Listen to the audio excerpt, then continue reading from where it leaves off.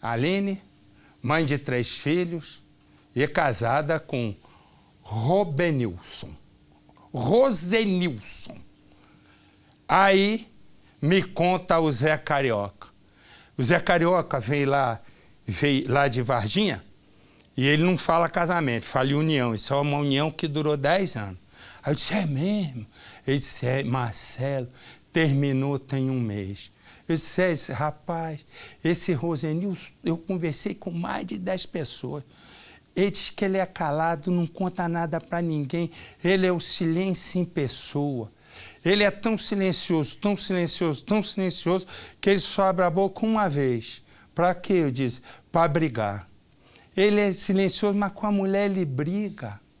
Briga, mas depois ele fica calado. Aí eu disse, e foi no silêncio, Marcelo, aquele dia. Eu disse, como um silêncio? Ele foi guardando uma mágoa, e ele, cada vez ele bebia, e no que ele bebia, aí sim ele falava bobagem à beça. E aí, ele se tornou violento, mas mudo. Nem na hora da violência ele falava. Mas aí, de repente, ele começou também a discutir. Mas foi no silêncio que ele planejou tudo. Eu disse, mas tudo o que, Zé Carioca? Tudo. Acabar com a vida dele e dela. Eu disse, se ele fez, aí Zé Carioca disse exatamente isso aí. Vai ver a reportagem. Então vamos ver a reportagem. Põe no Cidade. Dentro da casa não há quase nada. Restaram um colchão, um aparelho de som e as marcas de um crime bárbaro. Vocês chegaram a ouvir algum barulho de briga aqui? Nada, não ouvi nada. Nesta foto está o casal, Aline e Rosenilson. Uma união de anos, 3 filhos, uma boa casa para morar. Tudo isso não foi o suficiente para acabar com a obsessão de Rosenilson. Motorista de 43 anos, um homem de semblante sério, fechado, de poucos amigos. Como é que eram eles aqui na vizinhança? Então, eles não tinham contato com ninguém. Desde quando ele se mudou, não conversava, era só questão de respeito. Oi, tchau. Nem tchau às vezes. Talvez tenha sido por esse comportamento que a esposa decidiu acabar com o casamento. Aline Bortoloso, a operadora de caixa de 35 anos, não sabia, mas ao tomar tal decisão, ela estaria marcando um encontro com a morte.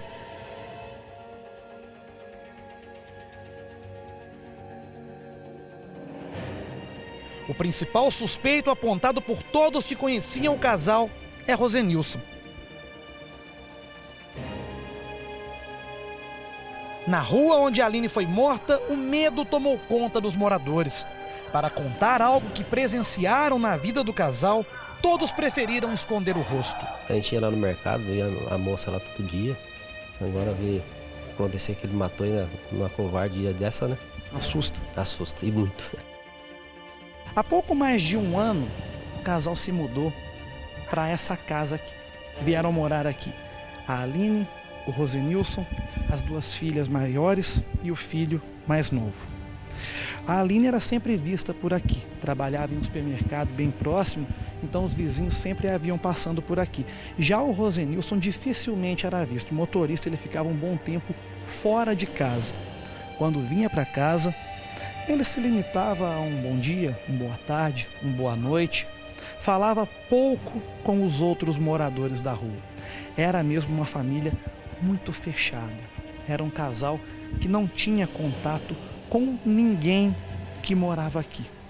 É justamente por isso que poucas pessoas se arriscam a dizer alguma coisa, a contar alguma coisa pra gente sobre o dia a dia e sobre a vida desse casal. Nós tivemos a informação de que o Rosenilson bebia muito. E quando bebia, ele brigava com a Aline dentro de casa.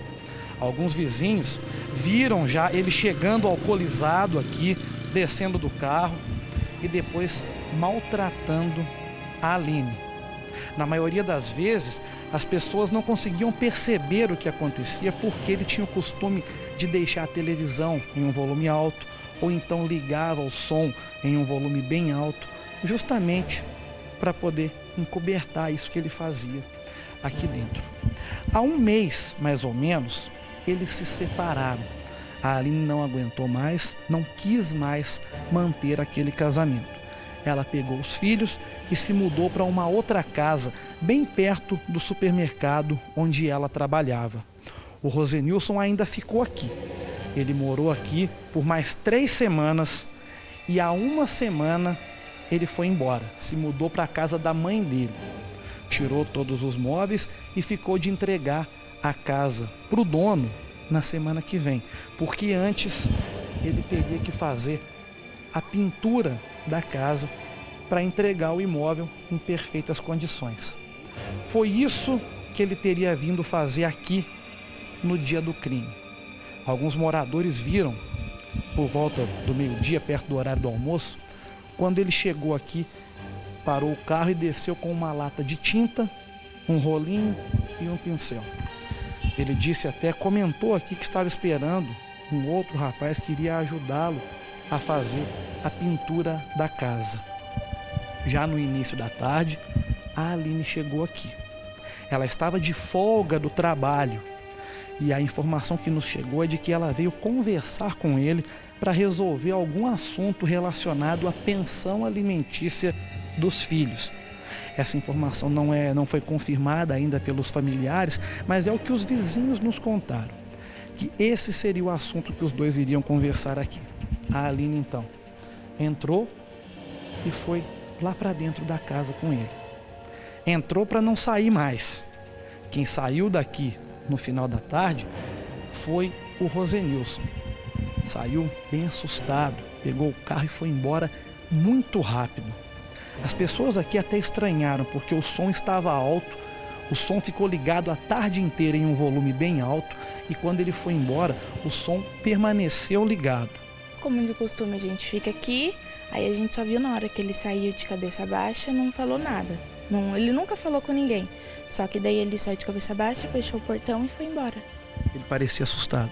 É, eu nunca vi o rosto dele assim, pra lembrar. Parecia nervoso? É, com medo, né? As filhas do casal, isso já era por volta de 10h30 da noite, estranharam que a Aline ainda não tinha chegado em casa e vieram até aqui. Elas sabiam que a mãe estava aqui, vieram aqui, chegaram no portão, gritaram, mãe, mãe, por várias vezes e ninguém apareceu. O som permanecia ligado lá dentro. Foi aí que elas pediram a ajuda para alguns moradores para poder arrombar o cadeado do portão. Elas arrombaram o cadeado, abriram o portão, entraram, passaram pela garagem e quando chegaram na porta da cozinha, elas já ficaram assustadas, porque viram uma mancha de sangue no chão. Assim que abriram a porta, elas encontraram o corpo da Aline. As filhas encontraram o corpo dela ali. Como é que foi? A senhora ouviu aqui? Só ouvi as filhas gritando e chorando. O que elas gritavam? Gritavam que ele tinha matado a mãe dela.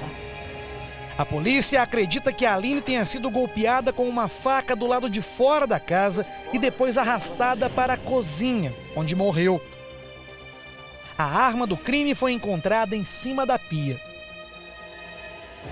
Ela só gritava minha mãe, minha mãe. Depois que saiu da casa onde a Aline foi encontrada morta, o Rosenilson veio para este bairro, a Vila Bertini, onde moram vários familiares dele.